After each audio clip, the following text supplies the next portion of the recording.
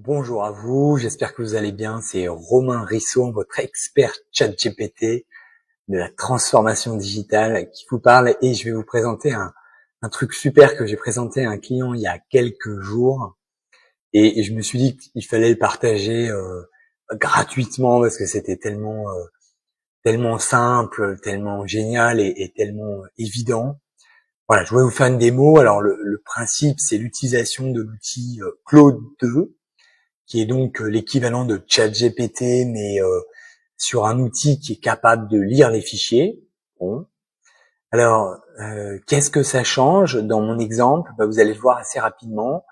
Je vais tout simplement utiliser un document de mon client que je ne comprends pas parce que mon client a un langage qui est trop technique pour moi. On parle de médical à un niveau plus. Je peux comprendre le médical, je peux comprendre comment l'aider dans son travail, mais à un tel niveau de technicité, j'y arrive pas. Donc je me suis dit, je vais me faire aider de l'intelligence artificielle. Le problème, c'est que s'il fallait que je lui envoie toutes les pages de tous les documents qu'il m'avait envoyés, ça me paraissait compliqué. Alors ce que j'ai fait, c'est que j'ai converti les documents qui m'ont été envoyés par le client au format PDF pour réduire leur taille, pour obtenir un fichier d'exemple que je vais vous montrer de 3 mégaoctets. On parle d'une clavicule ici, une clavicule. Ce document parle de toutes les clavicules, de tout ce qui est lié à l'articulation.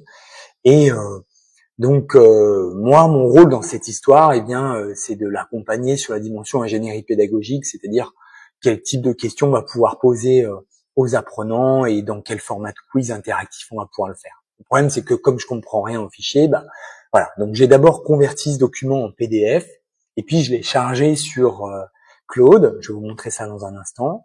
Claude 2. Et puis une fois que je l'ai chargé sur Claude 2, j'ai demandé à Claude 2-3 petites lignes dans lesquelles je lui demande de me faire justement des questions-réponses relatives à ce document. Voilà, donc le but du jeu, en fait, c'est d'avoir ça. Donc ça, c'est ce qui va nous produire une fois qu'il aura lu le fichier. Donc pour en arriver là, il vous faut aller sur Google, taper Claude 2, Claude avec le chiffre 2. Ensuite, vous allez vous créer un compte. Une fois que vous serez créé un compte, vous arriverez sur une interface comme celle-ci et vous allez pouvoir charger votre fichier. Donc ici, je vais charger mon fichier et ensuite devant, vous allez mettre un prompt, c'est-à-dire un texte.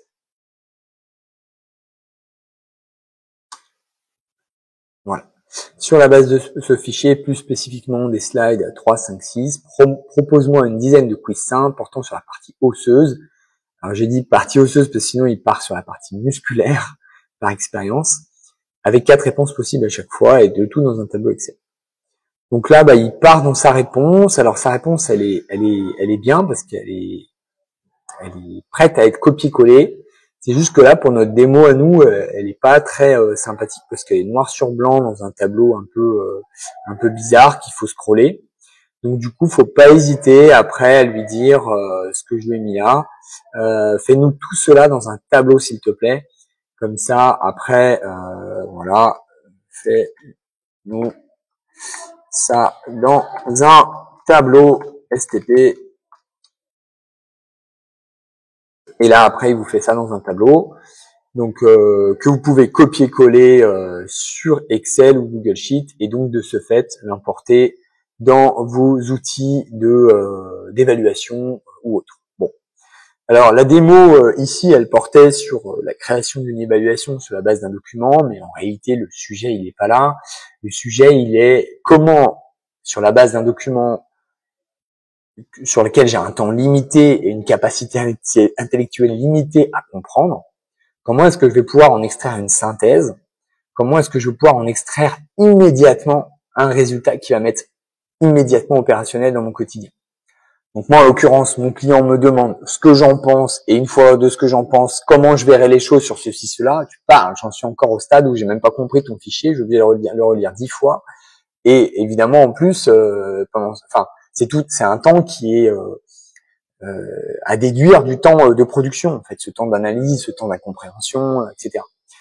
Alors, évidemment, il y a des risques. Je l'ai vu, je les ai testés. Le premier risque, c'est évidemment le biais. C'est-à-dire qu'en fait, là, en l'occurrence, on est sur un sujet qui est générique puisque c'est de la médecine. Donc il a non seulement dans sa tête ce que c'est que la médecine en général, mais en plus il a en tête le fichier qu'il a lu. Et le risque qu'il se trompe, il est maigre.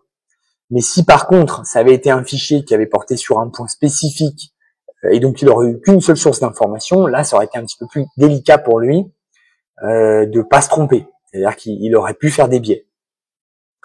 Et puis deuxième risque, évidemment, c'est que je ne relise pas, que personne ne relise, et puis que du coup je mets tout de suite ça en production. Et là, à ce moment-là, l'autre risque, c'est l'exploitation du biais. Et là, évidemment, c'est problématique. Bon, tout ça, évidemment, enfin ces deux derniers points, c'est les risques, mais avant les risques, il y a surtout le potentiel, les bénéfices et les enjeux. Voilà, je vous laisse là-dessus, je vous laisse m'envoyer un message si vous voulez qu'on en reparle. Mais en tout cas, c'est vraiment une techno que je vous invite à exploiter, mais le plus rapidement possible. À bientôt.